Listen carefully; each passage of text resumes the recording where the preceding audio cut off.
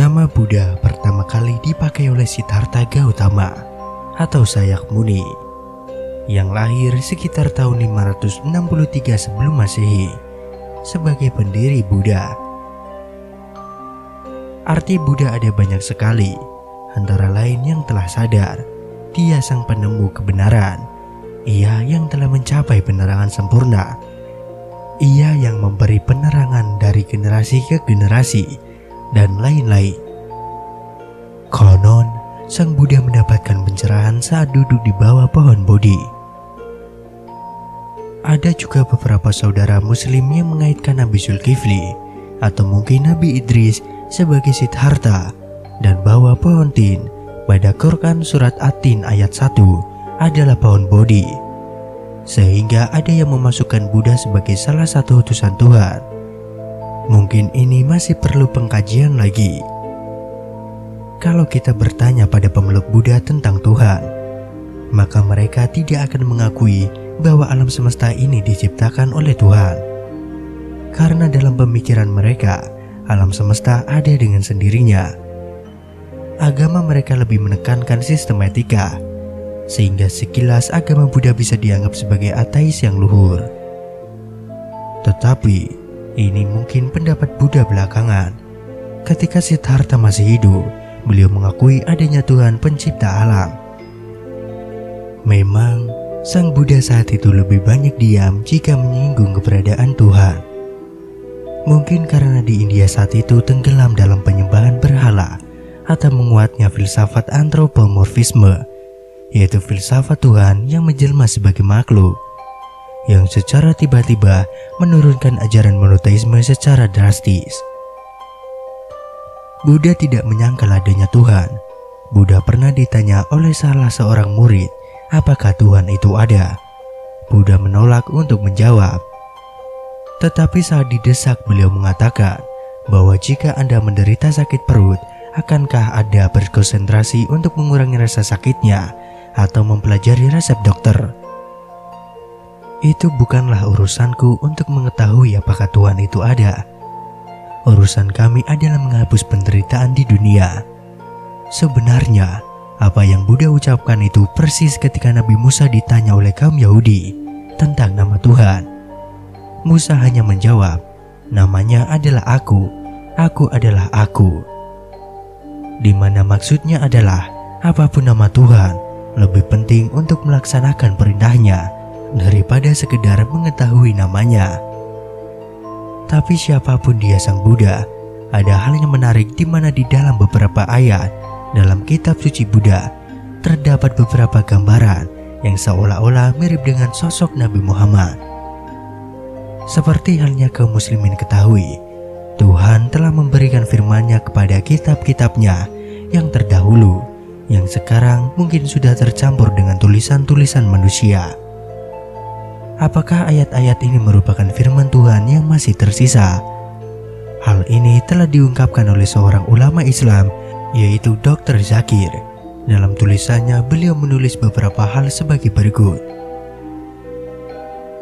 Menurut Cakavati Sinhat Suntanta, akan muncul di dunia seorang Buddha bernama Maitreya, atau yang baik hati, seorang yang suci dan kuat, yang tercerahkan, penuh kebajikan dalam tingkah laku, tepat dan mengenali alam semesta. Apa yang telah dinyatakannya oleh pengetahuan supranatural miliknya akan diterbitkan ke seluruh alam semesta. Dia akan mengkhotbahkan agamanya, mulia dalam keasliannya, mulia pada puncaknya, mulia pada tujuannya, dalam jiwa dan tulisan. Dia akan memproklamasikan kehidupan religius, murni dan sempurna sepenuhnya, seperti saat aku sekarang mengkhotbahkan agamaku dan memproklamasikan semacam kehidupan religius. Dia akan membuat masyarakat rahib berjumlah ribuan, seperti saat sekarang aku membentuk masyarakat yang berjumlah ratusan. Menurut Zakir Book of the East volume 35, aku bukanlah Buddha satu-satunya yang berkuasa dalam memerintah dan mengatur. Setelahku ada Buddha lain bernama Maitreya yang penuh kebajikan akan datang. Aku sekarang hanya memimpin ratusan, sedangkan dia akan memimpin ribuan. Menurut The Gospel of Buddha, Baik Harus, Ananda bertanya kepada yang terbakti, "Siapa yang akan mengajar kami setelah engkau pergi?" Yang terbakti menjawab, "Aku bukanlah Buddha pertama yang datang di atas bumi dan tidak akan menjadi yang terakhir. Pada waktunya seorang Buddha akan muncul di dunia yang suci, yang sangat tercerahkan, penuh kebajikan dalam laku, tepat, mengenal alam semesta, seorang pemimpin yang tak tertandingi manusia. Dia akan mengungkapkan kepada Anda kebenaran abadi yang sama yang saya ajarkan. Dia akan mengkhotbahkan agamanya, mulia sifatnya, mulia pada puncaknya, dan mulia pada tujuannya. Dia akan mendeklarasikan suatu kehidupan beragama sepenuhnya sempurna dan murni, seperti sekarang saya nyatakan. Murid-muridnya akan berjumlah ribuan, sedangkan muridku hanya ratusan." Ananda bertanya, "Bagaimana kita mengenalinya?" Yang terbakti menjawab, "Dia dikenal sebagai Maitreya." Kata Sanskerta Maitreya atau ekuivalen dalam bahasa Pali, Maitreya berarti mencintai, penuh kasih, penuh balas kasihan, dan murah hati. Hal ini juga berarti kebaikan dan keramahan, simpati, dan lain-lain. Suatu kata Arab yang setara dengan semua kata-kata ini adalah rahmat. Dalam surat Al-Anbiya, "Kami tidak mengutus kamu Muhammad, melainkan sebagai rahmat bagi semua makhluk." Quran Surat Al-Anbiya ayat 107. Kata ini hampir disebutkan 409 kali di dalam Al-Quran.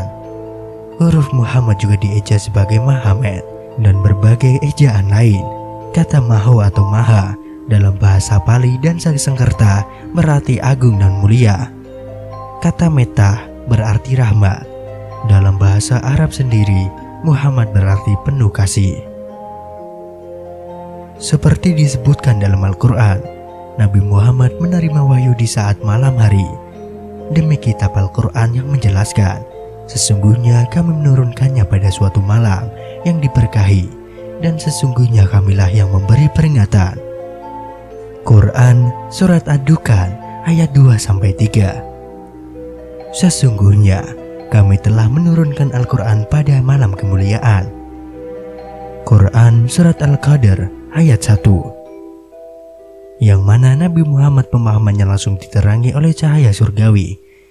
Nabi Muhammad meninggal dengan cara alami dan nampak terang di malam kematian beliau. Setelah pemakaman Nabi Muhammad SAW, ia tidak pernah lagi terlihat dalam bentuk tubuhnya di bumi ini.